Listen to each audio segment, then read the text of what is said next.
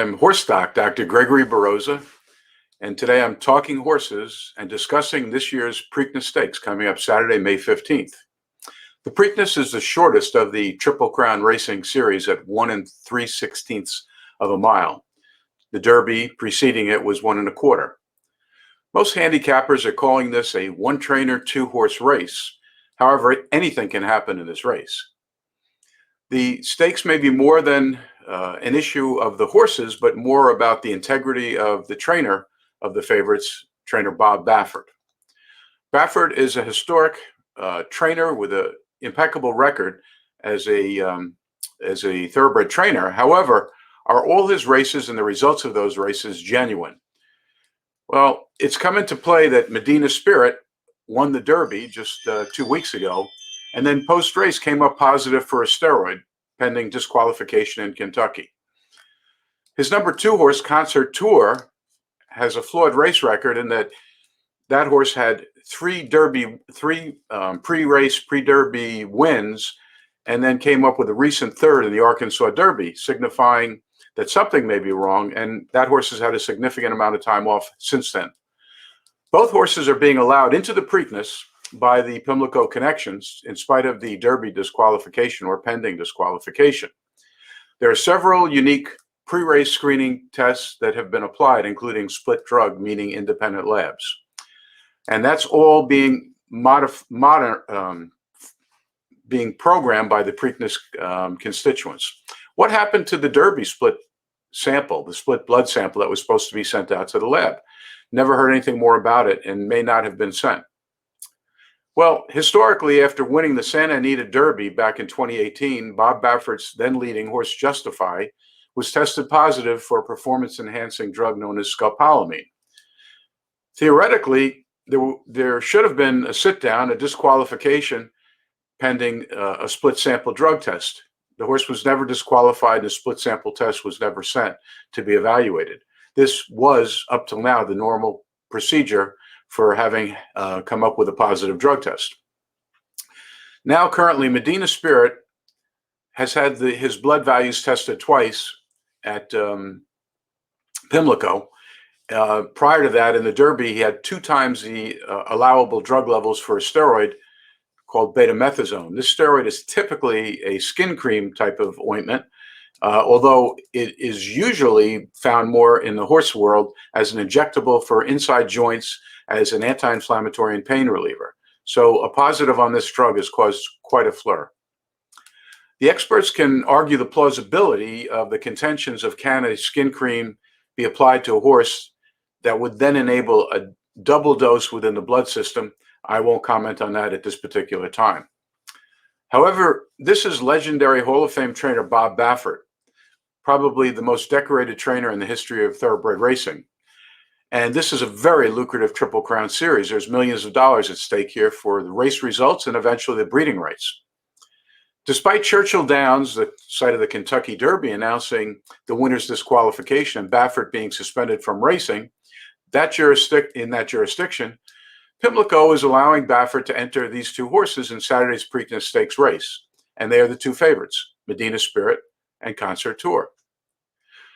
The Pimlico connections have done their own drug testing, as mentioned, of Medina Spirit, and what they're doing is they're following up with double samples of Medina Spirit, Concert Tour, and a 3rd horse, that Beautiful Gift, who Baffert is allowed to enter into Friday's Black Eyed Susan Stakes, which is an equally prominent stakes race for fillies, or that's young female horses.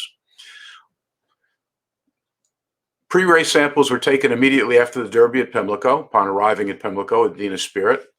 And now pre-race samples were taken again on Monday, the 10th of May, and Tuesday, the 11th of May, are being independently analyzed, and a report is due out by 3 p.m. on Friday to clarify whether the horse can race for the Black Eyed Susan and whether these 2 horses can race in the Preakness Stakes. Additionally, radiographs of all the major joints of the favorite horse, Medina Spirit, were taken, and these are all joints that might be of concern for racing soundness, such as fetlocks, which are ankles and knees, etc. So far, all the testing, the blood testing and the radiographs are all negative. There are no concerns, and they are being scrutinized by independent veterinarians, not just one. So I'm not a racing analyst. I'm here to give my opinion and a little bit of a history and a little bit of a background on why this race is interesting. Hope I do that in this brief discussion. But I'm going to narrow it down to my 4 top choices that I think are most likely to either win or finish in this year's Preakness Stakes.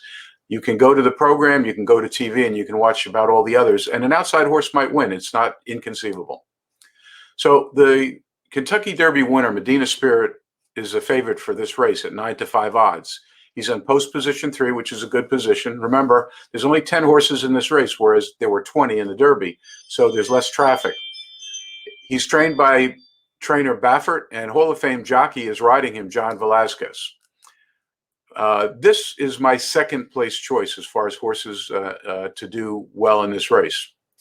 Now, the next horse, that's the 5-2 second favorite in betting odds, is in post position 10, and that's also Baffert's horse, ridden by one of Baffert's favorite jockeys, Big Money Mike Smith, who's won Triple Crown races for him in the past. This is my third place choice. And my fourth place choice is a horse named Unbridled Honor. He's going at 15-1 odds, a little bit long, post position 8. His trainer is Hall of Fame trainer Todd Pletcher with Luis Saez Racing. And again, it's my fourth place choice. I think Pletcher has trained this horse for this race, and he has a reasonable chance of doing well, but anything can happen. Now, my potential winner is not the favorite. It's Midnight Bourbon. He's a 5-1 odds. So that's, I think, third best odds for the day, although I wouldn't be surprised if those odds didn't jump up. He's in post position 5 as trainer Steve Asmussen, and he's got leading jockeying in racing for 2020 and also so far this year in Irad Ortiz. Asmussen has won the Preakness twice before, and he's a Hall of Fame trainer. He's well known for bringing horses ready to run in these big races.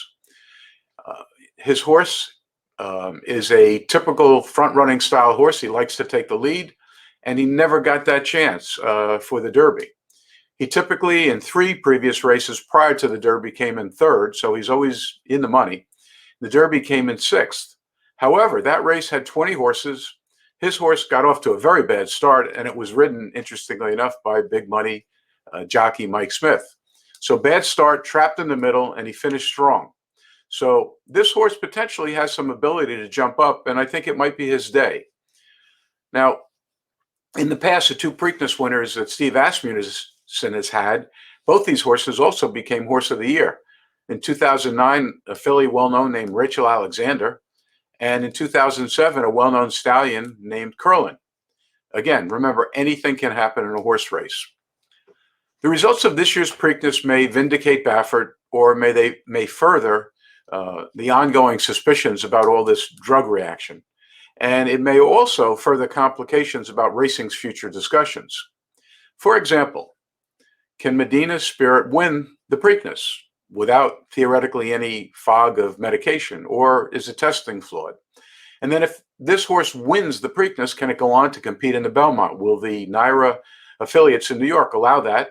And how will the horse do? And if it were to win the Belmont, then could it secure Baffert's 3rd Triple Crown title? He's already won 2. And would that be allowed? And how would the Derby officials deal with that, since they've tentatively given him a disqualification? Due to many years of similar issues, however, Congress has passed legislation that's enacted for 2022, next year, and they're implementing what's called the Horse Racing Integrity and Safety Act. This will better enable federal oversight of these kind of conditions, which seem to crop up every so many years. So the big race is on Saturday, Eastern Standard Time. It's going to be televised pre-race from 2 to 5 on MSNBC. And then the main coverage starts on NBC from 5 to 7. The post for the race is at 6:52 in the early evening. It should be an amazing race to watch, and people will be rooting for and against Baffert, and the commentary should be quite interesting. As always, I wish all the horses and the riders a safe trip for that day. That's the most important factor for any racing event. And thank you for your patience for my broadcast. Good racing day.